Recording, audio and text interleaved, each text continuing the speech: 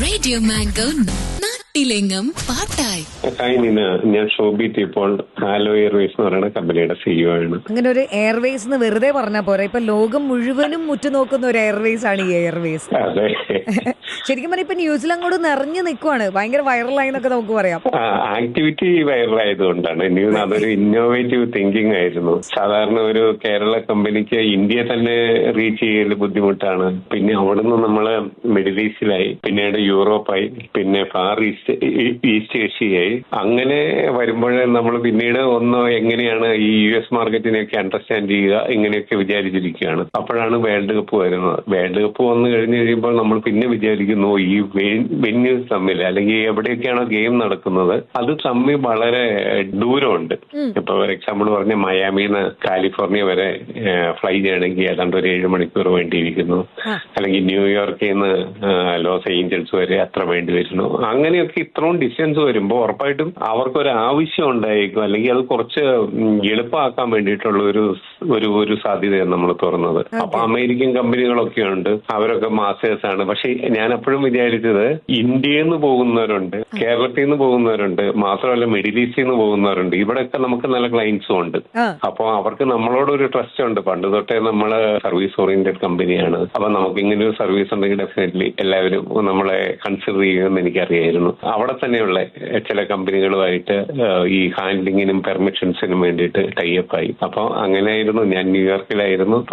ഇന്നലെ വന്നിട്ടേ ഉള്ളൂ. ഒരു 10 ദിവസം കഴിയുമ്പോഴേക്കും വീണ്ടും അതിന്റെ ക്വാർട്ടർ ഫൈനലും സെമി ഫൈനലും ഫൈനലും ഒക്കെ ആയിട്ട് വരുവാണല്ലോ. അപ്പൊ കൂടുതലും ഇനി കുറച്ചുകൂടെ ആളുകൾ വരേണ്ട സമയമാണ്. അതായത് ഫൈനലിലൊക്കെ എന്നൊക്കെ പറഞ്ഞു കഴിഞ്ഞാൽ US ഒരു 4,50,000 രൂപയുടെ മേലിലേക്കുള്ള ടിക്കറ്റേ ഉള്ളൂ. US അത്ര എക്സ്പെൻസീവ് അല്ലേ നീന? കാര്യം എന്താണെന്ന് വെച്ച് കഴിഞ്ഞിട്ടുണ്ടെങ്കിലും ന്യൂയോർക്ക് പിസ്സ വേണമെങ്കിൽ, ഒരു പീസ് വേണമെങ്കിൽ you will have to pay around $5. അപ്പൊ അതിന് ആ മണി വാല്യൂ വെച്ചിട്ട് നോക്കുമ്പോൾ നമുക്ക് ഇന്ത്യയിൽ ഇരുന്ന് നോക്കുമ്പോൾ വലിയൊരു എമൗണ്ട് ആയിട്ട് തോന്നുന്നുണ്ട്. പക്ഷെ അവിടെ US വലിയതായിട്ട് തോന്നുന്നുണ്ടാവില്ല. മാത്രമല്ല ഇപ്പോ എന്ന് പറഞ്ഞു കഴിഞ്ഞാൽ ഞാനിപ്പോ താമസിക്കുന്ന ഹോട്ടലില് പേ ചെയ്യുന്നത് ഒരു $500 ആണെന്ന് വിചാരിക്കൂ. ഈ ഒരു ഗെയിം അടുത്ത ദിവസം ഉണ്ടെങ്കിൽ അത് നേരെ $1,200 ആയിട്ട് മാറുവാണ്.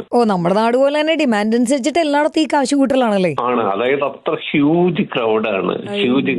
ഇതിൽ വളരെ വലിയ ആൾക്കാരും വരുന്നുണ്ട്. ചെറിയ ആൾക്കാരാണെങ്കിൽ കൂടി എങ്ങനെയെങ്കിലും ഈ ഇപ്പൊ ഫ്രാൻസിന്റെ ടീമിന്റെ കൂടെയാണെങ്കിൽ, അല്ലെങ്കിൽ ബ്രസീലിന്റെ ടീമിന്റെ കൂടെയാണ്, അവര് ആ എക്സ്പെൻസസ് ഒക്കെ എന്തോരം എന്നുള്ളതിനെ പറ്റി ബോധർ ചെയ്യുന്നില്ല. എനിക്ക് തോന്നുന്നത് അവർക്ക് ചിലപ്പോൾ അവര് വലിയ ബോധറേഷൻ ഇല്ലെന്ന് തോന്നുന്നു. അതിനേക്കാൾ ഉപരി അവർക്ക് ഈ വേൾഡ് കപ്പിൽ വരണം, അല്ലെങ്കിൽ മാക്സിമം കാണണം എന്നാണ്. നമ്മൾ പക്ഷെ ടാർഗറ്റ് ചെയ്യുന്നത് കുറച്ചുകൂടെ ഒരു അപ്പർ ക്ലാസ് ആയിട്ടുള്ള ആളുകൾ. Means upper class in the sense financially strong ആയിട്ടുള്ളവർ. അവർക്കും ഉണ്ട്. ഫുട്ബോൾ എല്ലാവരുടെയും ക്രേസ് ആണ്. എനിക്ക് ആണ്. ഇപ്പൊ ഈ ചാർട്ടർ സർവീസ് ഇല്ലെങ്കിൽ കൂടി ഞാനും പോയേനെ അവിടെ. ശരിക്കും ഭയങ്കര ഒരു ഗോൾഡൻ ഓപ്പർച്യൂണിറ്റി അല്ലേ? നമ്മളതൊരു എൻട്രി ലെവൽ എന്നുള്ള നിലയ്ക്കാണ്. ഫുള്ള് ട്രാൻസ്പോർട്ടേഷൻ ഒന്നും കിട്ടിയിട്ടില്ല. അതിപ്പോ സപ്പോസ് ഇന്ത്യയിലെ ആയിരുന്നെങ്കിൽ നമുക്ക് കുറച്ചുകൂടെ നന്നായി പെർഫോം ചെയ്യായിരുന്നു. ഇത് നമുക്കൊരു ന്യൂ മാർക്കറ്റ് ആണ്. എങ്ങനെ പെർഫോം ചെയ്യണം എന്ന് വിചാരിച്ചിരിക്കണം, അല്ലെങ്കിൽ അവിടെ പറ്റുമോ എന്നുള്ള ഒരിടത്താണ്. ഇതില് ചാർട്ടർ കമ്പനികളൊക്കെ എന്ന് പറഞ്ഞു കഴിഞ്ഞാൽ US ചാർട്ടർ കമ്പനികളൊക്കെ ഭയങ്കര വലിയ ആൾക്കാരാണ്, വലിയ വലിയ കമ്പനികളാണ്. അവിടെയാണ് നമ്മൾ ഈ കൊച്ചു കേരളത്തിൽ നിന്ന് പോയിട്ട് പെർഫോം ചെയ്യാൻ പറ്റുമോ എന്നൊക്കെയുള്ള സംശയങ്ങളിൽ ഇരിക്കുമ്പോഴാണ്.